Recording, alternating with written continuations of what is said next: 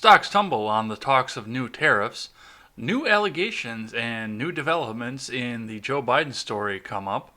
A demonstration shows up in Michigan and everybody goes crazy about it. And the supply chain may be in danger. I'm Jay Edgar and this is Contemporary.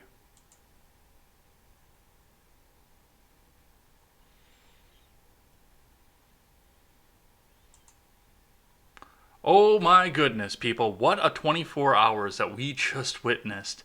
And it's absolutely crazy what we're seeing out of all of this here. I can't even believe some of the stuff that's going on at this point, to be completely honest. I know I looked up and I saw the fact that they booged in Michigan, and I could spend a whole episode just talking about that and the reactions that go along with that. And we might run just a little bit long because I might spend quite a bit of time talking about that. But then this morning kicked up, and all of a sudden MSNBC became somehow center stage, even though we all know they're in the tank for, well, maybe they're not in the tank for the DNC. Who knows? We'll listen to a short little video from Mika Brzezinski actually doing journalism. I couldn't believe it when I can't believe I'm saying those words, but she's actually asking some tough questions of a Democrat. But before we get started, head on over to freedomscoop.com. Freedomscoop.com is your one-stop shop for all of your news and commentary. We've got the generational gap. We've got the R-rated conservative. We've got Freckles and Britt. We have got Wyatt Birkenhoff. We've got Stephen Ignoramus, who will be on the website promoting his new album later on today. Check that out. We're really proud of him and everything he's accomplished, and really proud of the fact that he's releasing this album out there. So go and check that out. It is going to be a great time. Go over there and check that. And we've got all my shows over there too. Plus we've got, we're looking on getting some more written articles here. We've got merch. You can support your favorite creators. There's a lot of stuff you can do over there. So go and check that out. So before I get started, I have CNN's front page up here right now. Because I couldn't believe what was on there. You know, usually I'll go through and I'll pull up the front pages for Fox, Daily Wire, and CNN right away. When I start out prepping for the show, I'll pull those up and I'll just start picking headlines off of there if I think they're important. Fox had some good stuff and we're going to read from there. Daily Wire had one good one and we're going to read from there. But I looked at CNN. Given the fact that Joe Biden got grilled on MSNBC this morning and the fact that they booged in Michigan yesterday, these are some of the top headlines that are on CNN right now as we speak.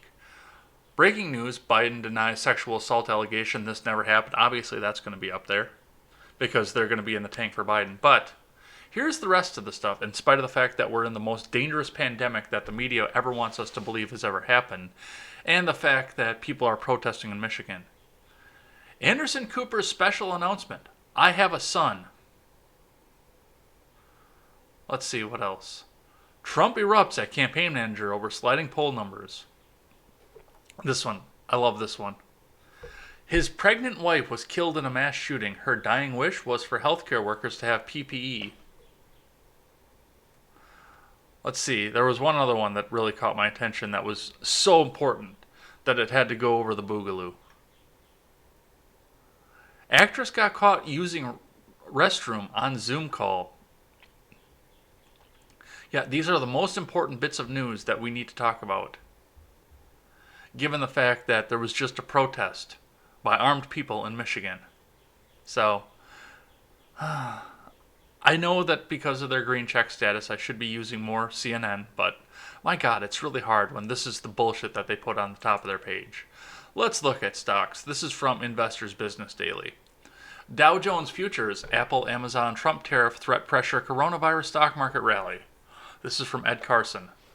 Dow Jones Futures fell sharply early Friday along with S&P 500 futures and NASDAQ futures amid earnings from Apple, Amazon, Atlassian, Amgen, Gilead Sciences, and more. President Donald Trump's threat to impose new tariffs or other action on China for the country's role in the global pandemic raised concerns about a new clash amid a massive global recession. The coronavirus stock market rally went into reverse Thursday, along with Tesla and some other top growth stocks amid continued grim economic data. The pullback was relatively modest, but Dow Jones futures suggest further selling on the current stock market rally. Apple earnings beat the view While the iPhone giant announced a $50 billion buyback increase, but didn't offer guidance for the current quarter, Apple stock fell modestly in extended trading. Amazon stock and Atlassian stock also fell overnight, along with Amgen stock and Gilead stock. Apple, Amazon, and Atlassian had all closed in buy range, while Gilead stock and Amgen stock were near breakouts. Love that alliteration. But as Apple, Amazon, Team, and Tesla show, buying just before quarterly results can be risky unless using an earnings option strategy. Tesla and Amazon are on the IBD leaderboard. Futures today, Dow Jones futures fell 1.85% versus fair value. S&P 500 futures sank 2.1%. NASDAQ 100 futures retreated 2.35%. Apple, Amazon, and Tesla weighed on futures both directly and by fueling selling in suppliers, rivals, and big techs generally. Meanwhile, President Trump said Thursday afternoon that his late 2019 China trade deal is secondary to what took place with the virus. We'll read a little bit more about this in a bit. There's growing frustration in the White House and elsewhere about Beijing's lack of transparency regarding the origin and virulence of COVID-19. While Dow Jones futures haven't been as volatile during the coronavirus stock market rally, big moves are still relatively common. Earnings seasons adds more volatility to extended trading. Remember that overnight action in Dow futures, Apple stock, Amazon stock, and elsewhere doesn't necessarily translate into actual trading on the next regular stock market session. So, April was one of the best months in history for the Dow Jones, and that's obviously apparent. That's something that's great for us to watch. But yeah, I'm going to voice my frustration on these tariffs in the next article. But yeah, if you're going to do stuff like that, you're going to see stuff start to drop. All right, this is from Reuters via Yahoo Finance. From Tom Arnold. Is that the Tom Arnold, maybe? Probably not. He seems to just have a bunch of TDS and likes to scream stuff. World stocks pulled back further on Friday on grim U.S. economic data and President Donald Trump's threat to impose new tariffs on China over the coronavirus crisis. MSCI's index of global stocks fell 0.4% after a tumble late Thursday broke a 6-day winning streak for the index. I'm pretty sure they ended above the previous close, so you might want to take that tumble word and shove it up your ass. London stocks slipped as data showed the UK housing market was grinding to a halt. The FTSE 100 was down 2.1%, wiping out gains posted earlier in the week on hopes of global economies reopening from weeks of lockdowns. Another report said British manufacturers suffered the biggest fall in output and orders for at least 3 decades in April. British Airways operator IAG slumped 4.6% as details of its plans to cut staffing, including a quarter of its pilots, to weather the collapse in air travel caused by the coronavirus. Trending volumes were thin, with many European markets closed for the public holiday. In a sign of the challenge ahead facing global policymakers, the European Central Bank said on Friday the Eurozone economy is likely to rebound in the second half of this year, but may fail to return to last year's levels until as late as 2022 due to the pandemic. In Asia, with many markets also closed, the benchmark Nikkei index fell 2.8%, with declines led by chip-making firms. Australian shares fell 5%, their most in 5 weeks. The negative sentiment was set by comments from Trump on Thursday that he is concerned about China's role in the origin and spread of the novel coronavirus, and that his trade deal with China was now of secondary importance to the pandemic. He threatened new tariffs on Beijing as his administration crafted retaliatory measures over the outbreak. This is where it gets fucked up. Meanwhile, U.S. initial jobless claims totaled 3.84 million for the week ended April 25th, and personal spending tumbled 7.5% in March. Because the federal government told you that you weren't allowed to go to work, people, the biggest decline on record. All that came a day after figures showed the biggest quarterly contraction for the U.S. economy since the Great Recession. So, we're going to skip down off the euro, but Trump's threat of new tariffs on Beijing sent the Chinese yuan sliding 0.7% against the dollar in offshore trade, its biggest drop in a month. So here is the problem. Globalism is dead. We have seen what happens when our supply chain is dependent on another country that may not be completely friendly with us. And this is not to say that China engineered this virus in a biolab to specifically crash our economy. This is going under all of the mainstream news and everything that it was that they were saying. This is going under the assumption that everybody in the mainstream was telling us the truth. Our supply chain was interrupted by China, and nobody's talking about it anymore.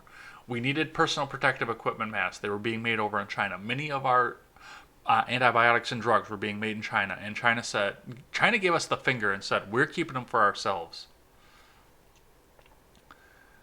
If that isn't a reason not to bring manufacturing back to this country, I don't know what is, because we've seen what happens. We've seen what happens when we depend on some other country that may not be allied with us to make our stuff for us, and that should be begging everybody that's in the supply chain to start searching for made in the United States stuff.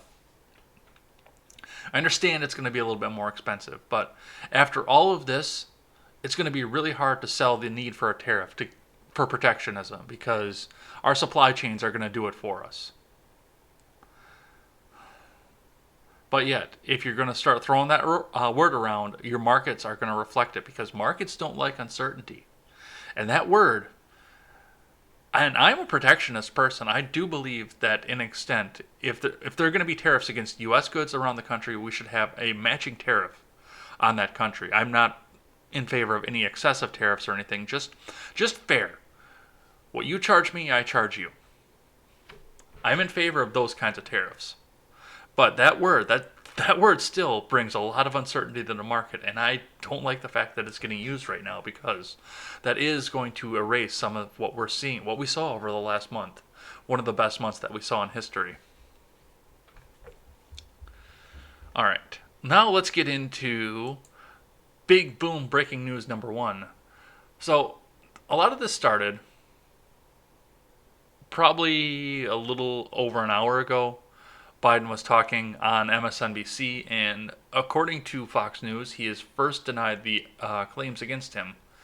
So this is from 55 minutes ago over on Fox News. Biden denies sexual assault allegation in his first statement on Tara Reade's claims. This is from Tyler Olson and Morgan Phillips over on Fox News.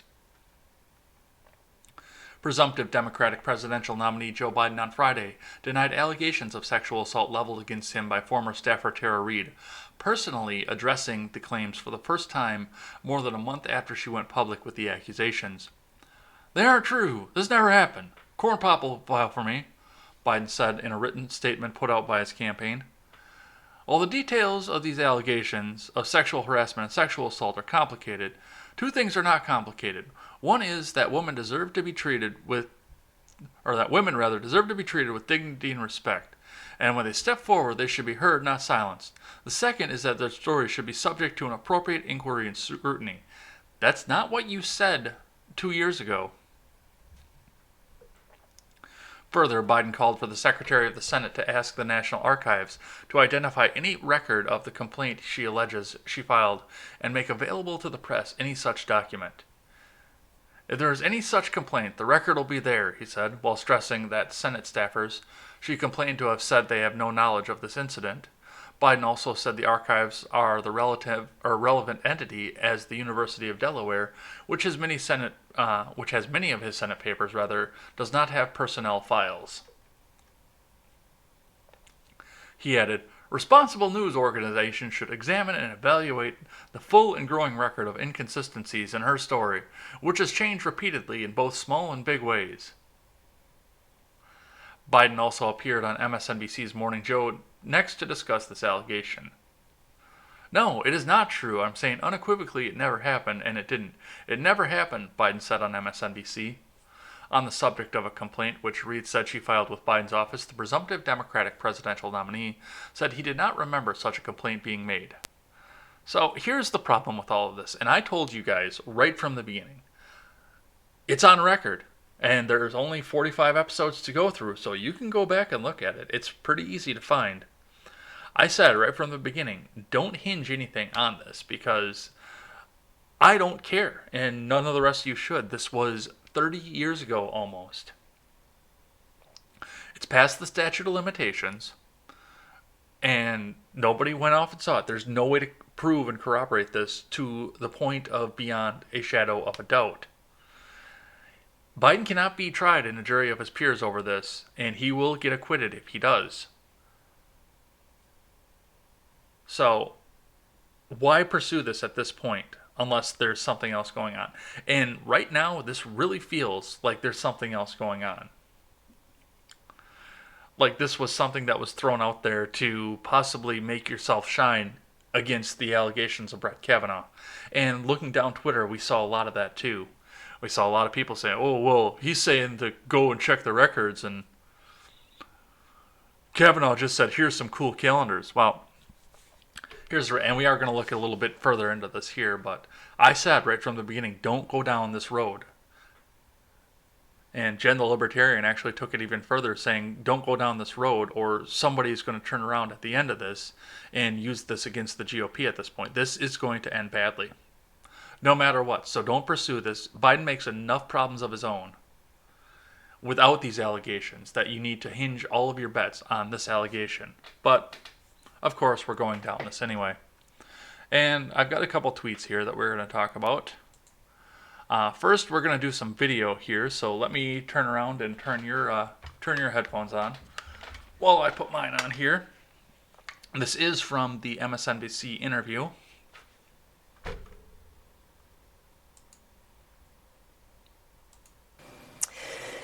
Your Senate documents at the University of Delaware were supposed to go public, and then they were resealed. The access was changed.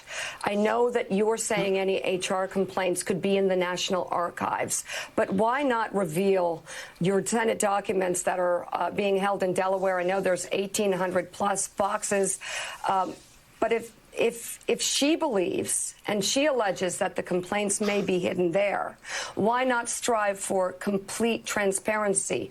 Why was the access to those documents sealed up when they were supposed to be revealed?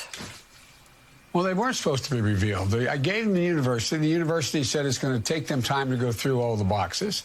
They said it wouldn't be, and that wouldn't be before 2020 that occurred, or 2021. I can't remember the year they said. But look, a record like this can only be one place. It would not be at the University of Delaware. My archives do not contain personal files. My archives contain and when I say personal, personnel files. They don't contain any personnel files. They're public records, my speeches, my papers, my position papers. And if that document existed, it would be stored in the National Archives, where documents from the office she claims to have filed her complaint with are stored. That's where they are stored. The Senate controls those archives. So I'm asking the Secretary of the Senate today to identify whether any such document exists. If it does, make it public. So that is Biden on Mika Brzezinski actually doing some journalism, asking him why he doesn't unseal what's in the University of Delaware, which is currently sealed and will be for up to 2 years after Biden leaves public life. And we've got actually something else to talk about this. I do have another tweet here from a Christopher J. Hale. Joe Biden is right. Reid's allegations should be investigated fairly, and his personnel records should be released from the National Archive. The Secretary of the Senate should release them immediately. Everyone can view for themselves what any possible complaint said. Well, once again, I don't know if there's anything in the Senate record, and this is all coming up very conveniently after Biden first, and the Biden camp actually all first decided that they were going to change their minds on the Me Too allegation. Suddenly, and it just seems like they just looked and they found a way to win this. But the documents in the University of Delaware are going to remain sealed up to 2 years after Biden leaves public office. And we'll talk about that here in just a second. From Fox News again, also from Greg Ree.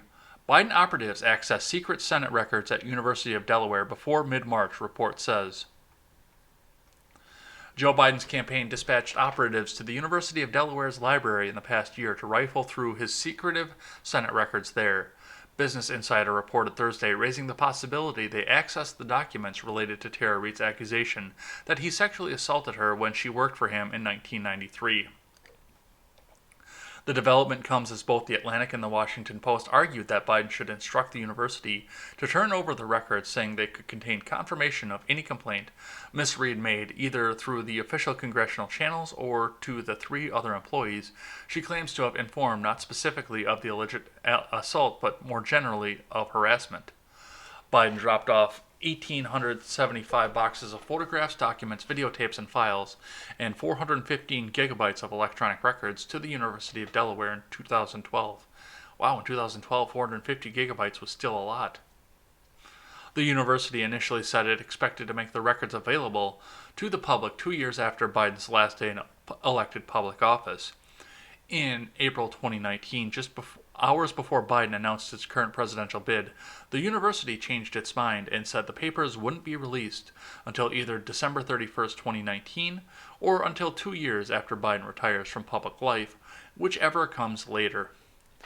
Biden campaign officials rifled through the documents on at least one occasion, Business Insider reported, citing a statement from the university spokeswoman Andrea Boyle Tippett.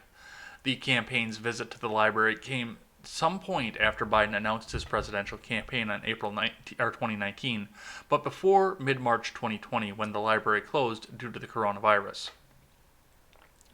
No one from the Biden team has visited since the closure, Tippett claimed. The university did not return Fox News' request for comment Thursday. So, once again, drop this now. That's my advice to the RNC, to the news media, to the independent media, to everybody else. Drop this now. Because this is going to be turned around. If you go through and investigate this down to the end, the left is going to find everything that they can from 70 years ago, because that's going to be relevant to some of the people that are running for both sides of it here, and hammer anybody that they can with it. And you know what they're going to say? Oh, it's fair game. This is what you guys do. This is the rules that you guys set. They're going to ignore the fact that they set some of these rules on Kavanaugh, but they're going to turn around, yeah, and they're going to hammer this home. Drop this now. If it is more than 10 years old, don't worry about it, because it's past the statute of limitations, and yes, it's important, and yes, if it happened 30-some years ago, we maybe need to address it, but to do this in the legal pattern this all feels like a setup of some sort or another, and I don't trust a word of what's going on with any of this. Alright, now for the big news. And like I said at the top of the show, I could spend an entire hour and a half talking about this and everything that's wrong with what happened here, but we are going to have to keep this at somewhat brief. I do still have to go to work at some point here, but we will start down the timeline. So, first from the Daily Wire, Michigan governor extends emergency order after legislature votes to sue her. This is from Eric Quintanar.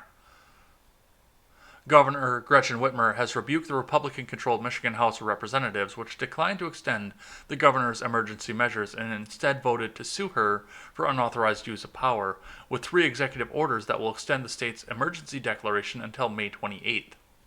When combined together, the 3 executive orders extend Whitmer's emergency authority, which the governor will use to extend the state's stay-at-home policy, until March 15th, according to Politico. The governor asserted in a statement that the executive orders come from independent sources of statutory authority. Whitmer also refers to the coronavirus as an enemy that has taken the lives of more Michiganders than we lost during the Vietnam War, and later accuses Republican lawmakers of putting their heads in the sand and putting more lives and livelihoods at risk. "We're all in this together," said Whitmer. "Defeating COVID-19 is an all-hands-on-deck moment for our state." I really should be reading this with my arm raised, but I'm pretty sure YouTube is going to take this down if I do that. "And I remain hopeful that Republicans in the legislature will stop the partisan games and start working with me to re-engage our economy safely and responsibly." Hopefully that got the message across. Senator of the House Lee Chatfield told the Detroit Free Press that the legislature was willing to work with Whitmer on some of the measures she wanted to do, excluding a statewide stay-at-home order, but that the governor declined to do so. We're all in this together, and we should all work together. We believe upholding the democratic processes is best, tweeted the speaker, who writes that she just said no. According to ABC 12, Chatfield said that one of the bills was designed to enact many of the governor's current orders and includes public health measures such as a ban on large gatherings. Politico reports that the Senate and House passed a bill that would temporarily codify the governor's orders, but begin to ease them after 2 weeks, at which point places such as gyms and the dine-in portions of restaurants could reopen. Under the bill, social distancing measures would continue until May 30th, reports the news agency. The idea that we want to put an abrupt end to the state of emergency and go back to normal immediately is as a lazy political talking point, said Chatfield, reports ABC 12. We all agree Michigan must continue taking strong steps to fight the spread of the disease, but we can both protect the public health and protect the individual people who make up our great state. Democratic lawmakers maintain the governor needs to retain emergency power. Ooh. I don't like those words. Democratic lawmakers maintain the governor needs to retain emergency powers in order to respond to situations as they arise, reports Politico. What movie did we hear that from? And what movie, obviously it's fiction, it's not truth, but what movie did that wind up badly for? Was that not how Palpatine came to power in Episode 2, Attack of the Clones? When Jar Jar stood up and said that we must grant emergency power to the Chancellor? And didn't Palpatine say that he would give back the power as soon as it wasn't needed? Until he wound up becoming the Emperor of the Empire? If you're wondering why I'm suspicious about this, Lucasfilms made me suspicious about this, and also Human Nature on top of that. So, because of this, and because all of this happened, now we got a protest. This is from NBC News, which is going to be completely unbiased, I promise you. Hundreds of protesters, some carrying guns, in the state capitol demonstrate against Michigan's emergency measures. Lawmakers declined to extend the emergency declaration and voted to bring a lawsuit to challenge Governor Gretchen Whitmer's authority. Whitmer then issued new emergency orders. Hundreds of people protested outside the Michigan Capitol building in Lansing on Thursday, with some pushing inside while the legislature was debating an extension of Governor Gretchen Whitmer's state of emergency in response to the coronavirus pandemic. Protesters held signs, waved American flags, and even carried firearms, while some chanted, "Let us in," and "This is the people's house, you cannot lock us out." Others tried to get onto the House floor but were blocked by state police and sergeants at arms, according to NBC affiliate WDIV of Detroit. The state police spokesman told NBC News that it is legal in Michigan to carry firearms as long as it's done with lawful intent and the weapon is visible.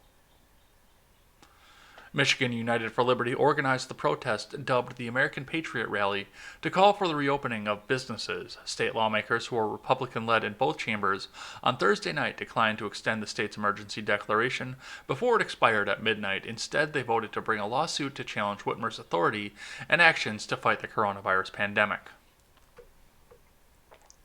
The Democratic governor quickly issued new orders stating that an emergency still exists, while also declaring new 28-day states of emergency and disaster.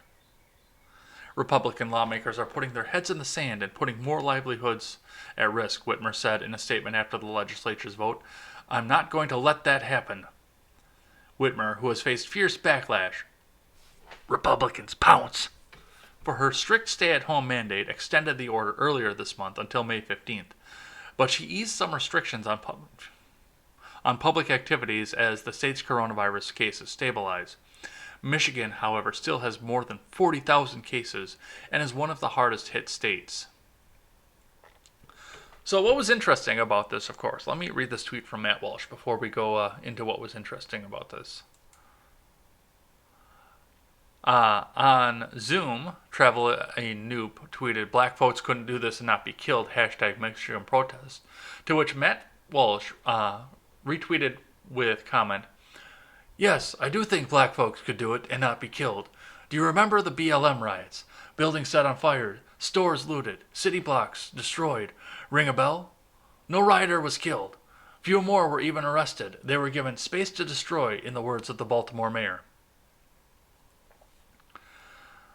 The problem that I have with this, and this goes right along with what the Squad was saying. Let me run through this article, and then I will go on my rant for this. The Squad reps decry racial double standard after armed protesters gather at the Michigan Capitol. This is from Nick Givas over at Fox News. Representatives Alexandria Ocasio-Cortez and Rashida Tlaib both voiced their opinions about armed protesters gathering at the Michigan Capitol on Thursday and claimed there was a racial double standard being applied to white citizens. Dozens of state residents, some of whom were armed, showed up to protest Governor Gretchen Whitmer's stay-at-home order, which was poised to be extended due to the novel coronavirus outbreak. In response, Tlaib tweeted, "Black people get executed by police for just existing, while white people dressed like militia members carrying assault weapons are allowed to threaten state legislators and staff." AOC followed up nearly 2 hours later and painted the protesters as Trump supporters, who were being given special consideration because of their race. "Think about how harshly Black Lives Matter and Abolish ICE activists were debased, called rioters, and treated as a threat to society," she wrote. "Now watch and examine how this mega-armed rushing of state legislature is treated. This is for those who think racial privilege is a fantasy." Michigan allows guns inside the Capitol, but banned protest signs several years ago. State House lawmakers eventually adjourned their meeting without taking up the extension, but Whitmer, a Democrat, claimed she had the emergency authority to extend the order regardless of what state lawmakers did. So here is the problem with a lot of what's going on here, and there is a lot of problem here. First off, Twitter took right away to calling all of these people that were in here terrorists.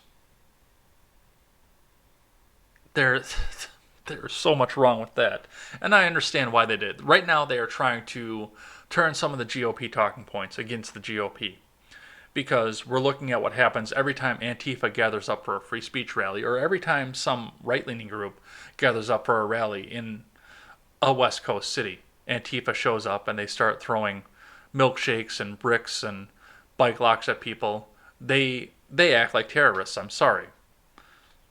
I would not say that they are specifically terrorists, but they do act with terroristic intent. Furthermore, a lot of the news media was calling, this goes back a few years, almost 10 years, to the Act 10 protests that happened when Governor Walker signed Act 10 in. Of course, we all remember Act 10 was the state order that stripped unions of some of their collective bargaining rights and insisted that they put 3% into their own pensions rather than having a fully state-funded pension.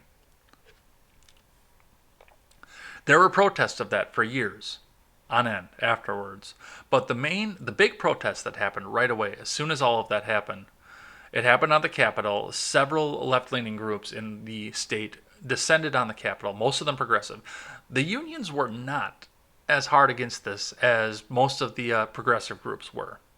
Surprisingly enough, most of them still had to go to work. Some of them did get off, and a lot of the teachers' unions left the classroom so they could do that. But a lot of the factory, the line workers and whatnot didn't go in to do this. But many progressive groups came in, descended on the Capitol, and that was fine. That's their right to protest. I don't begrudge them their right to protest. But they got called terrorists falsely, I think, because of the damage that they did to the Capitol while they were there. Having all of them there, between the cleanup of the litter, the damage to the structure and the walls of the Capitol, and graffiti and everything else that happened was in the millions of dollars to the Capitol. My cousin, actually, and he's as neocon as the day is long, I was talking to him about this, and I was saying it might have been too far to call them terrorists, and he said, "Well, what would you call them? They caused millions of dollars to the Capitol. That's terrorism." Well, it's not really terrorism, and I do think that was an excessive way to refer to them as terrorists that way. But once again, we've got these Antifa protests that go all across the country. The protests that happened over the Michael Brown case, the Freddie Gray case, all these other ones where they go out and legitimately destroy a city. Once again, it's their right to protest. It's their right to do what it is that they feel best, but they're going out and actually destroying things when they happen. They're breaking laws, they're vandalizing, they're burning things down, arson, everything else you can imagine off of this. Now, let's take that in comparison to what we saw in Michigan, and I also want to take this into comparison to what we saw in Virginia last year. Now, thousands upon thousands of people descended into Richmond last year. Our good friend Stephen Ignoramus was one of them. They descended onto Richmond peacefully. Now, yes, they were all armed because it was a protest to talk about gun control and gun control laws that were being enacted in the state of Virginia. So they were all armed, obviously, and it had something to do with what was going on there. I don't know how many of those weapons were loaded. I don't know how many weren't loaded, but they were all being carried openly or concealed if the person had a permit, in accordance with Virginia law. They were all done peacefully. And in Virginia, on top of all of this,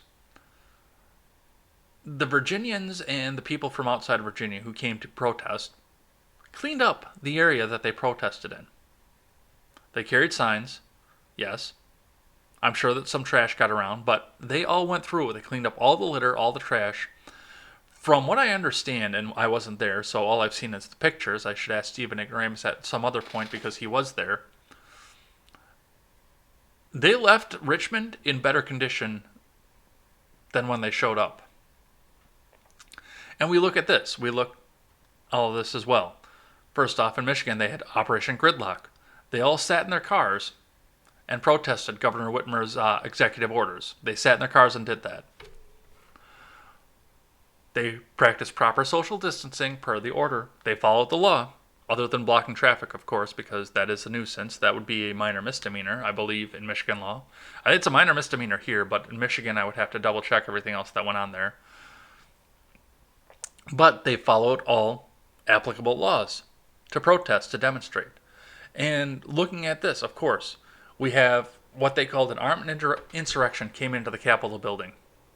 They had people screaming in the faces, but they followed all laws. They didn't damage anything. It is legal to carry a firearm in the Michigan State Capitol. I bet you that changes in a hurry, but as of right now, it is legal to carry a firearm openly in a Capitol building in Michigan. And they carried it in there. And of course, even with all the protests going in, nobody got hurt, nobody got shot, and as far as I know, nothing in the Capitol got vandalized. They just made their presence known and said that this is the people's house. And that's what government is supposed to be. The government is supposed to be by the people, for the people.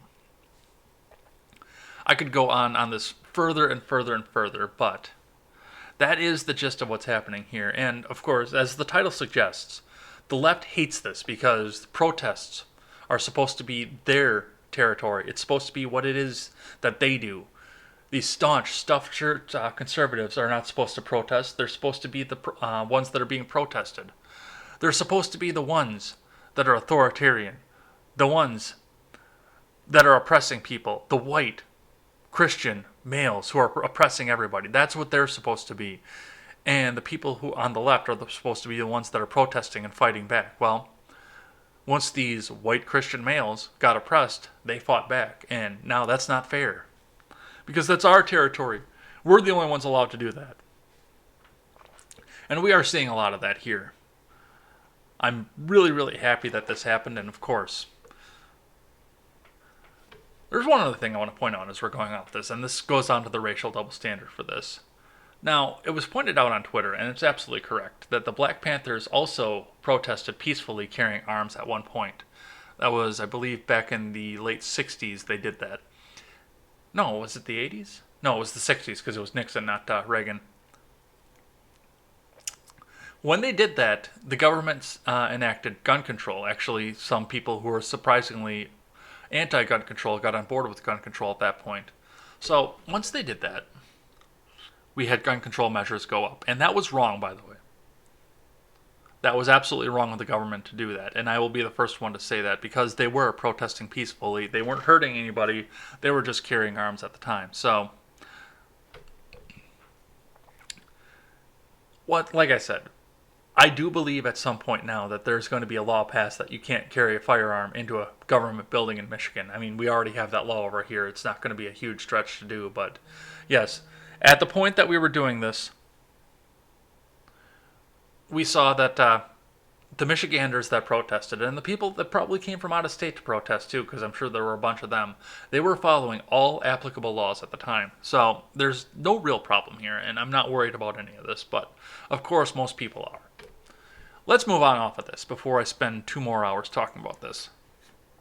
So I got 2 more articles here, and then we're going to shout out everybody who chatted in the chat throughout the week. So if you want to get your last minute chat messages in, now is the time to do it. From Fox News, America open for business. States including Texas, Ohio, and Illinois begin relaxing coronavirus lockdown rules. This is from Chris Irvine and Morgan Phillips. America is slowly but surely reopening for business. The start of May sees more than half a dozen states relax lockdown measures that were imposed as the coronavirus pandemic began spiraling out of control on U.S. soil. As of Friday morning, the U.S. had seen more than 1 million coronavirus cases and more than 63,000 deaths. President Trump announced a plan on April 16th to reopen the country in 3 phases based on the severity of the outbreak in each state or region. And several states believe they meet the criteria to finally get the ball rolling after a month of shuttered shops, restaurants, and people cooped up at home. While the likes of Georgia and Tennessee began relaxing their rules earlier this week, these states are following suit as of today. Here are all the states set to begin loosening lockdown restrictions this week. Alabama. Alabama's safer at home order went into effect Thursday at 5 p.m., replacing the stay-at-home order. On Friday, all retail stores will be allowed to reopen at 50% capacity. And I've seen that around here too, where like our local grocery store that I go to, the big one down in the city, actually has a posted sign that says how many people are allowed to be in the building at one time. And as big as that building is, that is, I would say, less than half capacity. That's a huge building, but they only allow 538 people in it.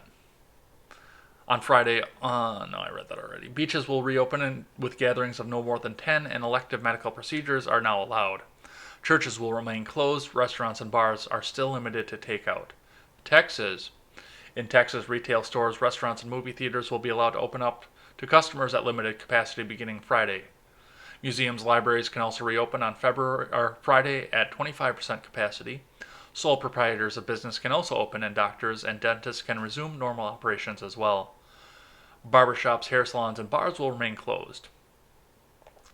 Abbott noted that by May 18th, if there are no new spikes of contagion in Texas, he will move on to phase 2 of the plan, which allows most businesses to operate at 50% capacity. Pennsylvania. Governor Tom Wolf will allow some outdoor recreation, including golf courses, marinas, guided fishing trips, and privately owned campgrounds, as well as more construction projects to reopen beginning Friday. The rest of the state will begin to reopen by region beginning May 8th. Iowa. Most of Iowa's counties will begin reopening Friday. Restaurants, retail, malls, fitness centers, and racetracks will be allowed to operate at 50% capacity. Events can open up with up to 10 people, and worship services can resume with social distancing. Idaho. Governor Brad Little's first stage of reopening, which includes places of worship, daycares, youth activities, and camps, will be allowed to reopen Friday. All other non-essential businesses will remain closed until May 16th. Illinois. Effective Friday, hospitals in the state will be allowed to resume non-life-threatening surgeries, and outdoor recreation will resume. Greenhouses and garden centers will be allowed to open as essential businesses, and non-essential retail will be allowed to open up for pickup and delivery. Indiana. Indiana's stay-at-home order expires April 30th, and Governor Eric Holcomb said the businesses should prepare to reopen. Holcomb has yet to release details about which businesses will be allowed to reopen. Ohio. On Friday, all medical procedures can be done without an overnight stay will be allowed to open up, including dentists and veterinarians. General office environments will be allowed to reopen May 4th. North Dakota. Governor Doug Burgum announced Monday that closed businesses can begin to reopen Friday if they followed strict social distancing protocols. The guidelines differ for eating establishments, gyms, and cosmetology-related businesses, but putting space between people and wearing protective equipment are common threads. Arizona, and this will be the last one. Arizona's stay-at-home order expires Thursday, but Governor Doug Ducey has yet to announce in what capacity he'll reopen his state on May 1st. He has said elective medical procedures will start again on Friday. So, these are the states where everything has gone back to normal. Of course, Wisconsin is not one of them, because Evers, Comrade, Chancellor, Fuhrer, whatever you want to call him. Yay, Evers. All right, last thing I have here goes back onto the food supply chain. Nearly 900 workers at Tyson Foods plant in Indiana test positive for coronavirus. This is from David Arrow. Almost 900 workers at Tyson Foods plant in Indiana have tested positive for the coronavirus, according to a report on Wednesday. The plant, located in Logansport, Indiana, has seen 890 of its 2,200 employees test positive in just under a week, which is more than 40% of its workforce. It's one of several Tyson plants across the country that have voluntarily closed due to the virus outbreaks.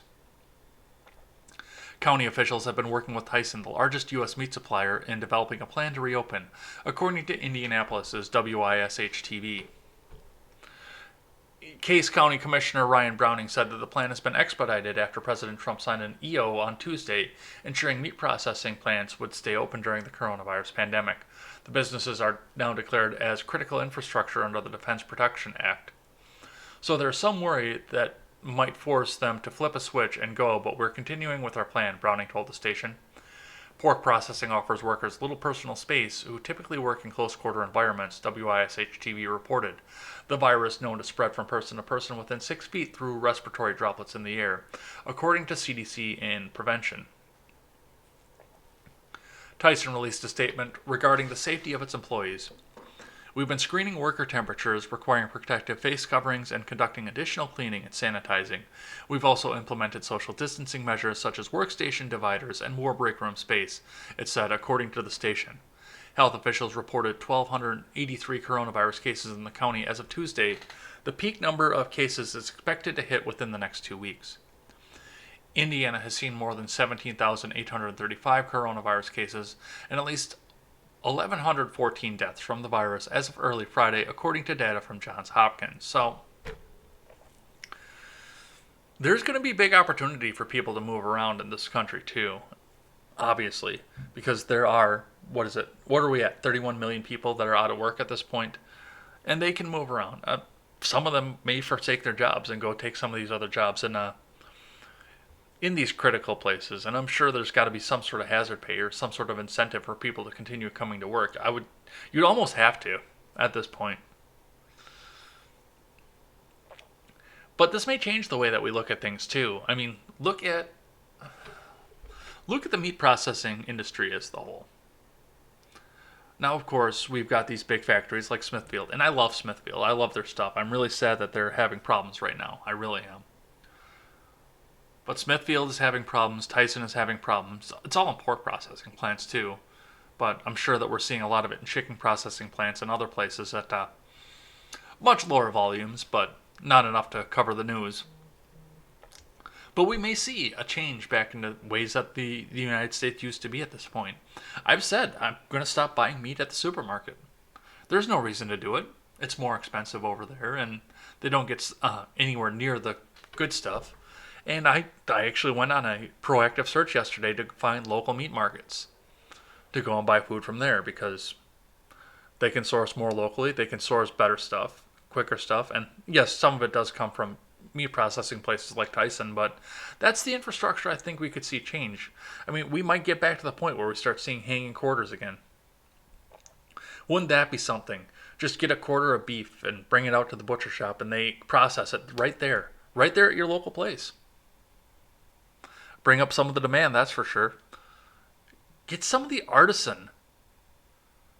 I mean, being a butcher used to be, it was an artistic thing. It was a great career. And they paid you good money because you knew how to do your stuff. Now, once again, I've seen how it goes to most meat markets, and it's gone through a Tyson or Smithfield or something like that to get down to a manageable size. And then they process it and cut it more locally there, but it still has to go through one of these processing plants to get there. A hanging quarter, though, that'd be incredible to see. That'd be incredible to get back to. think of the freshness too at this point. It would be hard for a small town because, I mean, not everybody would be able to go out and buy all the. I do think we would see a lot go to waste. That would be the only problem with it. But, I mean, think what that would do to infrastructure and jobs as we went forward. But we will see what happens here, of course. And my heart goes out to the people of Tyson. And even though I've said that I'm going to slow down my supermarket buying of meat, I think I'm going to go pick up something from Tyson just to support the cause, to make sure that the workers still have a job to go back to. All right, now comes the time, what we do every Friday, where we shout out everybody who chatted over the live chat here. And I wasn't exactly responsible with this when I went through, so I'm going to have to do this the hard way and go through Restream, which does save a record of all of you guys who chatted as we go out here. So we will go first into the live chat for today. We've got the Conservative Patriot came in and said hello. Sully Blue showed up, and he brought coffee and donuts. Looks like we've got a Corcusular XXXXX.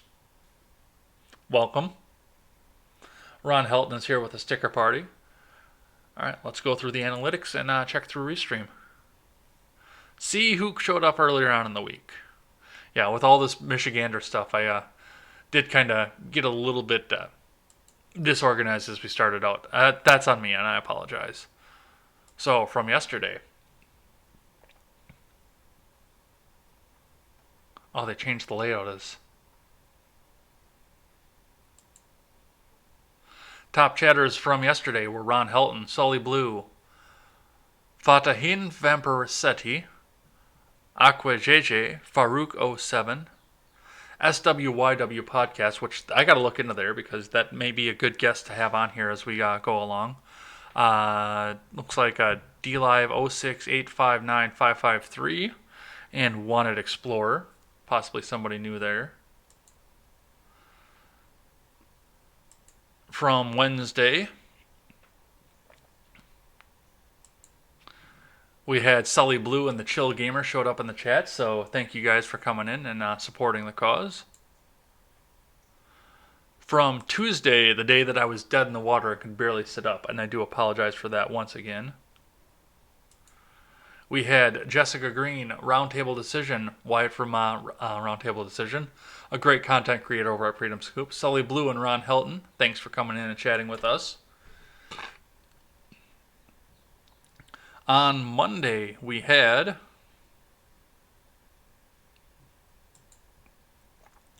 Ron Helton, Blippity Blop, and Sully Blue. And that was the week in review for our chat. So, thanks everybody who came by and hung out and checked us all out. Thanks everybody who came by for Ed's World and checked out Britt, who covered me when I didn't have a guest. So, that's awesome. Thanks for that. Thanks everybody who supports the show. Remember, you can catch the show on the audio platforms on demand on YouTube. We're on Google Play, iTunes, Stitcher. I listen to it on Stitcher, and it's good quality. I still use the old iPod because it doesn't crap up my phone with all kinds of excessive data. But Stitcher's good quality. Go and check them out over there.